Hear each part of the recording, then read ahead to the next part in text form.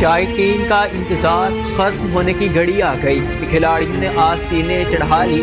طبلِ جنگ بج گیا. کون کس پر بھاری ہوگا؟ سب نے بہترین تیاری کر لی. چیمپئنز ٹرافی کا چیمپئن کون بنے گا؟ مارکا آرائی کا آج سے آغاز ہوگا. پاکستان 29 سال بعد ICC ایونٹ کی میزبانی کے لیے مکمل تیار. اپ گریڈیشن کے بعد تینوں اہم سٹیڈیمز کی حالت بدل چکی ہے. اب فیلڈ میں بہترین کھیل سے گرین شرٹس کو نہ صرف چیمپئنز ٹرافی کے اعزاز کا دفاع کرنا ہے بلکہ ہوم گراؤنڈ پر شائقین کی توقعات کو بھی پورا کرنا ہوگا. چیمپئنز ٹرافی کے افتتاحی میچ میں آج پاکستان کا مقابلہ نیوزی لینڈ سے ہے.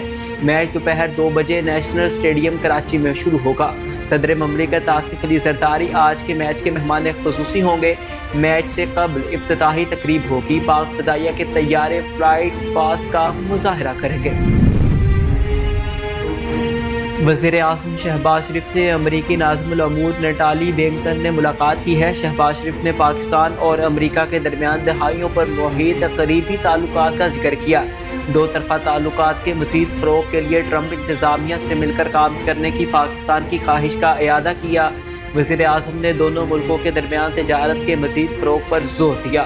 امریکہ سے IT، زراعت، صحت، تعلیم اور توانائی کے شعبوں میں تعاون بڑھانے پر بھی زور دیا. وزیر اعظم نے خواہش کا اظہار کیا کہ دونوں ملک داعش اور فتنہ الخارج سے لاحق خطرات سے نمٹنے کے لیے قریبی تعاون کو جاری رکھیں گے. امریکی ناظم الامور نے یقین دہانی کرائی کہ نئی انتظامیہ دو طرفہ تعلقات کو مضبوط بنانے، مشترکہ مقاصد کے حصول کے لیے پاکستان کے ساتھ کام کرے گی. نائب وزیر اعظم اور وزیر خارجہ اسحاق ڈار نے چینی ہم منصب وانگ ای سے نیو یارک میں ملاقات کی ہے جس میں دو طرفہ تعلقات، علاقائی اور عالمی امور پر بات چیت کی گئی. دونوں رہنماؤں نے پاکستان چین آہنی دوستوں کا اعادہ کیا اور دو طرفہ تعلقات، CPEC اور اہم عالمی اور علاقائی امور پر تبادلہ خیال کیا. وزیر خارجہ اسحاق ڈار نے کہا کہ چین سے تعلق کو نئی بلندیوں پر پہنچائیں گے، جبکہ وانگ ای کا کہنا تھا کہ ان کا ملک بنیادی ایشو اور سماجی اور اقتصادی ترقی میں پاکستان کی مدد جاری رکھے گا. اس کے علاوہ اقوام متحدہ کی سلامتی کونسل میں گلبرگ گورننس کے عنوان سے اجلاس سے خطاب میں نائب وزیر اعظم اسحاق ڈار نے کہا کہ عالمی امن اور سلامتی کے لیے اجتماعی اقدامات کی ضرورت ہے. آج کے بحرانوں سے UN چارٹر کے تحت قائم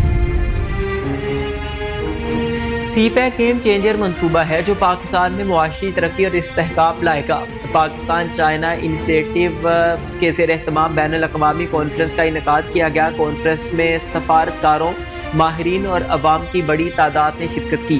کانفرنس کے اختتامی سیشن سے خطاب کرتے ہوئے شرکاء نے CPEC کو ایک گیم چینجر منصوبہ قرار دیا. اجلاس کے دوران ماہرین نے زور دیا کہ پاکستان کی جغرافیائی اہمیت سے علاقائی معاشی خوشحالی کا ممکنہ ذریعہ بناتی ہے. ماہرین کا مزید کہنا تھا کہ پاکستان کی اسٹریٹجک لوکیشن مشرق اور مغرب کے درمیان پل کا کردار ادا کرنے کے لیے بہترین ہے. صدر پاکستان آصف علی زرداری نے کہا کہ CPEC خطے کے لیے اہم تجارتی منصوبہ ہے. CPEC منصوبہ ملک میں ترقی اور خوشحالی لائے گا. صدر آصف علی زرداری نے کہا کہ دنیا میں کاروباری سرگرمیوں میں اضافہ ہو رہا ہے. CPEC خطے کی ترقی میں اہم کردار ادا کرے گا. وفاقی حکومت نے تنخواہوں میں از خود اضافے پر national electric power regulatory authority کو شوکوز نوٹس جاری کر دیا. رانا محمود الحسن کی زیر صدارت سینٹ کی قائمہ کمیٹی کابینہ سیکریٹریٹ کا اجلاس ہوا جس میں وفاقی حکومت نے تنخواہوں میں از خود اضافے پر نیپرا کو شوکوز نوٹس جاری کیا. چیئرمین نیپرا اور نیپرا ممبران نے از خود تنخواہوں میں تقریباً 3 گنا اضافہ کیا تھا. ذرائع کے مطابق تنخواہوں میں اضافے کے لیے وفاقی کابینہ کی منظوری لازمی ہوتی ہے، لیکن نیپرا اتھارٹی نے بغیر کسی منظوری کے تنخواہوں میں 20 سے 22 لاکھ روپے تک اضافہ کیا. سیکریٹری کابینہ کامران علی افضل کے مطابق نیپرا سے تنخواہوں میں اضافے کی وجوہات معلوم کرنے کے لیے وضاحت طلب کی گئی. وفاقی وزیر برائے پیٹرولیم مصدق ملک نے آئل سیکٹر کو اوپن کرنے کا اعلان کر دیا. وزیر پیٹرولیم مصدق ملک نے کہا ہے کہ ابتدائی طور پر پرائس کیپ کے ساتھ آئل سیکٹر کو ڈی ریگولیٹ کر رہے ہیں. انہوں نے کہا کہ آئل مارکیٹنگ کمپنیاں مسابقت کے ذریعے زیادہ سے زیادہ مارکیٹ شیئر حاصل کرنے کے لیے سستا پیٹرول اور ڈیزل بیچیں گی، جس سے غریب آدمی کا فائدہ ہوگا. ڈاکٹر مصدق ملک نے مزید کہا کہ بایو فیول کی پالیسی بھی جلد آ رہی ہے اور نائٹ گیس پالیسی بھی آئندہ مشترکہ مفادات کی۔ کراچی کے شہریوں کے لیے اچھی خبر، بجلی ₹4.95 فی یونٹ سستی ہونے کا امکان ہے کہ الیکٹرک نے بجلی کی قیمتوں میں کمی کی درخواست نیپرا میں جمع کرا دی۔ بجلی کی قیمتوں میں کمی کی درخواست ماہانہ فیول کاسٹ کی مد میں جمع کرائی گئی۔ منظوری کی صورت میں کراچی کے شہریوں کو ₹4.94 کا ریلیف ملے گا۔ نیپرا میں کہ الیکٹرک کی درخواست پر 26 فروری کو سماعت ہوگی۔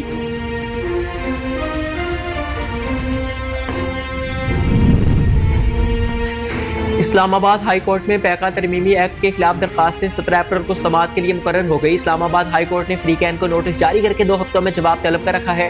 جسٹس راجہ انعام امین منہاس نے اٹارنی جنرل کو بھی معاونت کے لیے طلب کر رکھا ہے۔ واضح رہے کہ پی ایف یو جی، حامد میر اور اسلام آباد ہائی کورٹ جرنلسٹ ایسوسی ایشن نے پیکا ترمیمی ایکٹ کو چیلنج کر رکھا ہے۔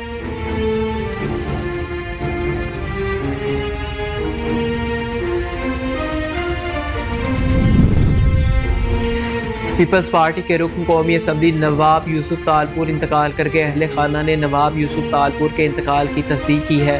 ان کی نماز جنازہ آج دوپہر 2 بجے عمرکوٹ میں آبائی علاقے کینری میں ادا کی جائے گی۔ نواب یوسف طالپور 2024 کے عام انتخابات میں قومی اسمبلی کے حلقہ این نے 213 ضلع عمرکوٹ سے رکن قومی اسمبلی منتخب ہوئے تھے۔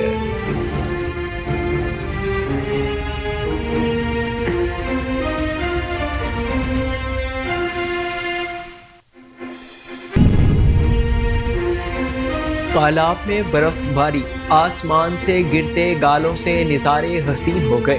پہاڑوں نے سفید چادر اوڑھ لی۔ بلوچستان کے مختلف علاقوں میں باران رحمت ہوئی۔ کوئٹہ، زیارت، چمن، پشین اور قلعہ عبداللہ میں بادل برس پڑے۔ طویل خشک سالی کے بعد بارشوں کے 2 نظام برسنے کے لیے تیار ہیں۔ محکمہ موسمیات نے آج اور کل لاہور میں ہلکی بارش کی پیشگوئی کر دی۔ متوقع طور پر 25 فروری سے شروع ہونے والا دوسرا نظام اچھی بارشوں کا باعث بنے گا۔ گلگت بلتستان، کشمیر میں بھی گرج چمک کے ساتھ بادل برسنے اور برف باری کی پیشگوئی کر دی گئی ہے۔ کے حوالے کرے گا۔ امریکہ نے ون ڈے انٹرنیشنل میچ میں سب سے کم سکور کا کامیابی سے دفاع کرنے کا نیا ورلڈ ریکارڈ بنا دیا۔ امریکی کرکٹ ٹیم نے گزشتہ روز I C C men's cricket world cup league 2 کے میچ میں عمان کو شکست دے کر یہ کارنامہ سر انجام دیا۔ عمان کے کرکٹ اسٹیڈیم میں کھیلے گئے ون ڈے میچ میں عمان نے ٹاس جیت کر امریکہ کو پہلے بیٹنگ کرنے کی دعوت دی۔ امریکہ کی پوری ٹیم عمان کے خلاف 36ویں اوور میں 122 رنز بنا کر آؤٹ ہوئی۔ 123 رنز کے ہدف کے جواب میں عمان کی ٹیم 26ویں اوور میں صرف 65 رنز بنا کر پویلین لوٹ گئی۔ یوں امریکہ نے عمان کو 57 رنز سے شکست دے کر ون ڈے کرکٹ میں کم ترین سکور کے کامیاب دفاع کا نیا ورلڈ ریکارڈ بنا دیا۔